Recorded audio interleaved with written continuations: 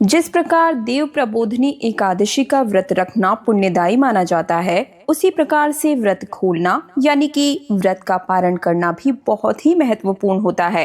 कहा गया है कि कोई भी व्रत का फल तभी पूर्ण रूप से प्राप्त होता है जब पारण शुद्ध नियमों के साथ किया जाए। इसलिए प्रिय हरि भक्तों, आज के इस पावन वीडियो में आप सभी देव उठान एकादशी के अवसर पर जानेंगे कि एकादशी का व्रत हमें कब खोलना है, किस समय खोलना है और इस वर्ष एकादशी तिथि 2 दिन होने के कारण किन लोगों का पारण किस दिन करना ज्यादा शुभ रहेगा और इसका शुभ मुहूर्त क्या होगा, क्योंकि इस बार एकादशी की तिथि 2 दिन पड़ रही है, इसलिए पारण भी दोनों ही दिन किया जाएगा।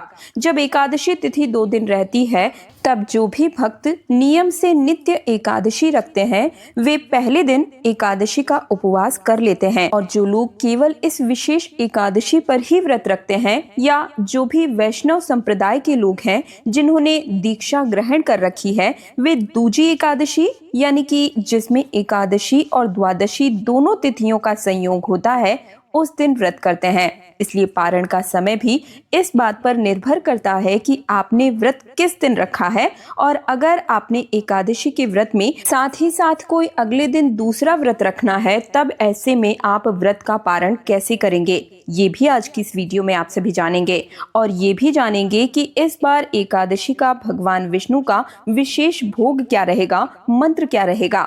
जैसा कि आप सभी जानते हैं कि इस बार दशमी तिथि युक्त एकादशी का व्रत 1 नवंबर दिन शनिवार को रखा गया, वहीं द्वादशी तिथि युक्त एकादशी का व्रत 2 नवंबर रविवार को रखा गया है। तो इस बार बहुत से भक्तों में 1 नवंबर शनिवार को और बहुत से भक्तों में 2 नवंबर रविवार को एकादशी का पालन किया है।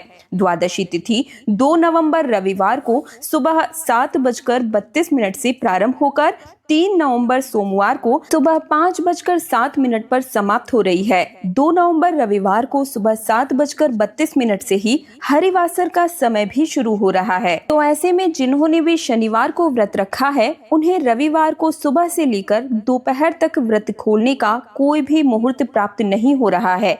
इसलिए आपका उपवास अधिक घंटे का हो जाएगा, क्योंकि जब तक हरिवासर रहता है तब तक एकादशी का व्रत नहीं खोला जाता है। इसलिए मैं आप सभी को इस वीडियो में हरिवासर का समय भी बता देती हूँ और सही तिथि भी बताने जा रही हूँ कि किस तिथि में आपको उपवास करना सही रहेगा। तो इस बार हरिवासर का जो समय है वो 2 नवंबर रविवार को दोपहर 12:30 तक समाप्त हो जाएगा, और 12:30 के बाद से आप एकादशी व्रत का पारण रविवार के दिन कर पाएंगे। और रविवार के दिन व्रत पारण करने का शुभ मुहूर्त रहेगा दोपहर 1:11 से 3:23 तक। ध्यान रखिएगा, अगर आप इस दिन व्रत खोल रहे हैं तो केवल इसी मुहूर्त के अंदर आपको व्रत खोलना होगा, और भगवान को भोग आप सुबह की पूजा करने के बाद लगा सकते हैं, लेकिन स्वयं प्रसाद ग्रहण करके व्रत आपको इसी शुभ मुहूर्त में खोलना है। और जिन्होंने भी 2 नवंबर रविवार को द्वादशी तिथि युक्त एकादशी का व्रत किया है उन्हें 3 नवंबर सोमवार को त्रयोदशी तिथि के प्रथम मुहूर्त में अपना उपवास खोलना होगा, और उपवास खोलने का शुभ मुहूर्त रहेगा सोमवार को सुबह 6:34 से 8:46 तक। त्रयोदशी तिथि के प्रथम पहर में ही अधिकतर द्वितीय एकादशी व्रत का पारण किया जाएगा, क्योंकि अधिकतर समय जब भी ऐसा होता है तो द्वादशी तिथि या तो ब्रह्म मुहूर्त में ही समाप्त हो गई होती है या फिर सूर्योदय तक समाप्त हो चुकी होगी। ऐसे में व्रत सूर्योदय के बाद ही खोला जाता है, तो आपको इसी शुभ मुहूर्त में अपना उपवास खोलना होगा। अगर आप कोई दूसरा व्रत भी रखते हैं तो आपको एकादशी का व्रत खोलते समय केवल पंचामृत और तुलसी का पत्ता या आंवला और इसके अलावा तुलसी का पत्ता और फलों के जूस या फिर नारियल से या फिर हल्का फुल्का सात्विक आहार आप ले सकते हैं, फलाहार भी ले सकते हैं। ध्यान रखिएगा, अन्न का सेवन नहीं करना चाहिए। अगर आपको कोई दूसरा व्रत रखना है, जैसे कि इस बार सोम प्रदोष व्रत भी रखा जाएगा, तो आप केवल शुद्ध सात्विक फलाहार बिना किसी अन्न के ग्रहण करे कर सकते हैं, और इसके बाद दूसरे व्रत के नियमों का पालन कर सकते हैं। तो द्वादशी तिथि के दिन जिस दिन आप व्रत खोल रहे हैं उस दिन सुबह के समय में स्नान करके भगवान विष्णु, माँ लक्ष्मी जी की, भगवान कृष्ण की, शालिग्राम भगवान जी की और तुलसी मैया की पूजा कर लीजिएगा, और फिर शंख में जल लेकर विष्णु भगवान को स्नान कराएं। और हाथ जोड़कर क्षमा याचना करें। हे लक्ष्मी नारायण, देव उठान एकादशी उपवास के दौरान मुझसे जाने अनजाने या जो भी कुछ त्रुटियां हुई हो, आप उन्हें क्षमा कर दीजिएगा। फिर धूप दीप जलाएं और विष्णु भगवान के मंत्र का जाप कर सकते हैं। हो सके तो इस समय आप पारण की कथा भी सुने, जिसमें तुलसी माता की कथा सुनी जाती है। तुलसी माता की कथा मेरे चैनल पर आप सभी को मिल जाएगी। इसके बाद तुलसी माता को जल अर्पित करें, धूप दीप जलाएं और तुलसी माता को भोग लगाएं। श्री हरि विष्णु के भोग में तुलसी पत्ता अवश्य ही समर्पित कीजिएगा। अब फलाहार से आपको व्रत का पारण करना है, जिसमें आप गुनगुना जल, तुलसी दल और अगर कोई दूसरा व्रत रखने वाले हैं तो चावल की खीर या मीठा भात या फिर गाय के दूध से बनी हुई कोई भी मिठाई प्रसाद स्वरूप ग्रहण कर सकते हैं।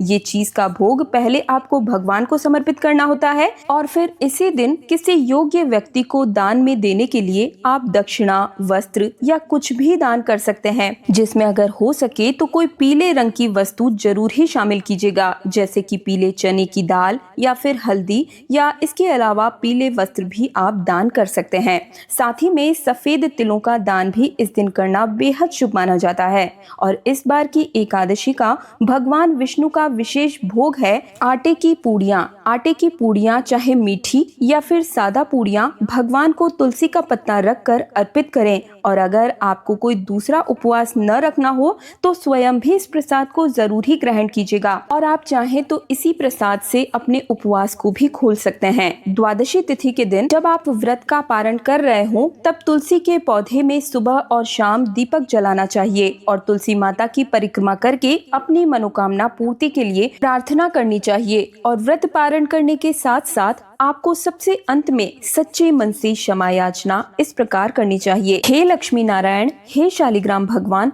और हे पवित्र तुलसी माँ, आज जो ये पावन देव उठान एकादशी का व्रत और पूजा मैंने की है, यदि उसमें मेरी बुद्धि, वाणी या कर्म में कहीं भी किसी भी प्रकार की कोई त्रुटि, कमी या अशुद्धि रह गई हो तो हे प्रभु, आप कृपया उसे क्षमा कीजिए। मुझ में सामर्थ्य सीमित है, मेरी भक्ति अपूर्ण है, परंतु मेरी भावना पवित्र और सच्ची है, श्रद्धा सच्ची है। हे शालिग्राम भगवान, यदि मंत्रों में उच्चारण में कहीं कोई गलती हुई हो या पूजा विधि में कहीं कोई दोष आया हो तो आप उन सब को क्षमा कीजिएगा और मेरी भक्ति को स्वीकार कीजिएगा। हे तुलसी माता, यदि आपको जल चढ़ाने में, परिक्रमा में या फिर सेवा में कोई भी भूल हो गई हो तो मुझे अपनी कृपा और क्षमा प्रदान करें।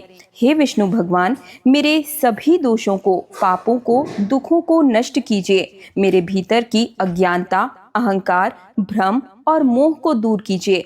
मुझ में सद्बुद्धि, शांति, प्रेम और भक्ति प्रदान कीजिए। मेरे घर परिवार में सुख समृद्धि, स्वास्थ्य और सौभाग्य बना रहे और आपके चरणों में मेरा मन कभी दूर न हो। ओम नमो भगवते वासुदेवाय नमः। ओम नमो भगवते वासुदेवाय नमः। इस प्रकार 5 बार मंत्र बोलते हुए आपको सच्चे मन से क्षमा याचना करनी है। और द्वादशी तिथि के दिन भी आपको भोजन का विशेष रूप से ध्यान रखना है। अगर आप अन्न का सेवन कर रहे हैं तो भूल कर भी लहसुन, प्याज या किसी भी तरह की तामसिक चीज का सेवन बिल्कुल भी ना करें। इसी के साथ बैंगन, मसूर की दाल का सेवन आपको द्वादशी तिथि के दिन नहीं करना चाहिए। अगर इस दिन कोई द्वार पर याचक आ जाए या कोई भिक्षुक आ जाए तो उसे खाली हाथ ना लौटाएं। अगर हो सके तो भगवान को अर्पित किया गया भोग आप याचक को भी दें। और द्वादशी तिथि के दिन आप कौवे, चींटी और गाय माता के लिए भोजन जरूर निकालें। चींटियों के लिए आप आटा और चीनी मिलाकर डाल सकते हैं। तो ये थी एकादशी से जुड़ी हुई, पारण से जुड़ी हुई संपूर्ण जानकारी। इसके अलावा कार्तिक पूर्णिमा से जुड़ी हुई सभी जानकारियां मेरे चैनल पर आ चुकी है, तो एक बार तीज त्योहार और धर्म चैनल पर विजिट करके जरूर ही देख लीजिएगा। साथ ही तीज त्योहारों से जुड़े रहने के लिए, शुभ मुहूर्त, पूजा विधि और उपाय जानने के लिए तीज त्योहार और धर्म चैनल को सब्सक्राइब करने के साथ पास वाला बेल आइकन को जरूर प्रेस कीजिएगा। और श्री हरि विष्णु के इस वीडियो को लाइक नहीं किया है, कमेंट सेक्शन में ओम नमो भगवते वासुदेवाय नमः नहीं लिखा है तो कंजूसी बिल्कुल मत कीजिए, जरूर ही लिख कर जाइएगा। साथ ही एक जिम्मेदारी मैं आपको देती हूँ, वीडियो को ज्यादा से ज्यादा हर हिंदू सनातनी भाई बहन के साथ शेयर जरूर ही कीजिएगा। मैं दिव्या आप सभी से आज्ञा चाहूंगी। हरे रामा हरे कृष्ण।